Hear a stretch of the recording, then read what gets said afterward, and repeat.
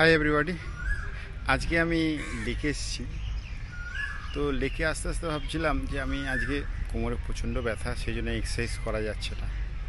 তো লাস্ট 7 বছর 6 বছর ধরে এক্সারসাইজ চালিয়ে যাচ্ছি। তা কেন?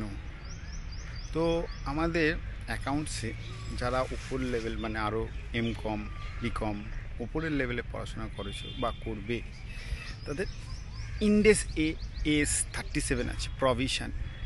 তো প্রভিশন ক্রিয়েট কখন করতে হয়? যখন প্রেজেন্ট অব্লিগেশন থাকে। অব্লিগেশন মানে যেটা ফিউচারে আমাকে দিতে হবে, সেটা হচ্ছে লিগ্যাল অব্লিগেশন হতে পারে, সোশ্যাল অব্লিগেশন হতে পারে। এবার আমাদের লাইফে লিগ্যাল অব্লিগেশন থাকে না, সোশ্যাল অব্লিগেশনস থাকে। কীরকম? আমি যে এডুকেশন নিচ্ছি বা এখন যেটা পড়ছি সেটা হচ্ছে প্রেজেন্টে। তো ফিউচার অব্লিগেশন মানে কি? ফিউচারে কোনো সার্কামস্ট্যান্সেস যদি আসে, তা how to overcome that situation.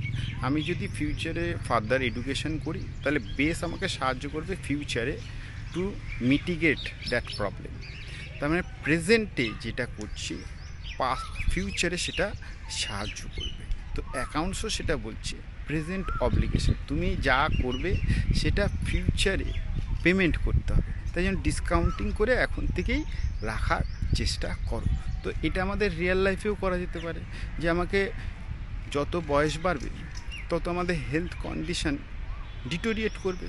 তার জন্য যদি আমি ফিজিক্যালি একটু স্টেবিলিটি রাখি, তাহলে অতটা হ্যাজার্ড রিগার্ডিং হেলথ হবে না। সেরকমভাবে আমি যদি আমাদের base regarding any stream, accounts, commerce হোক, সায়েন্স হোক, আর্টস হোক, তৈরি করে রাখি, তাহলে ফিউচারে তার উপর যে ফার্দার স্টাডিজ করব, তাহলে কোনো প্রবলেম হবে না। তার মানে প্রেজেন্টে we have to concentrate to create a foundation to mitigate future obligation.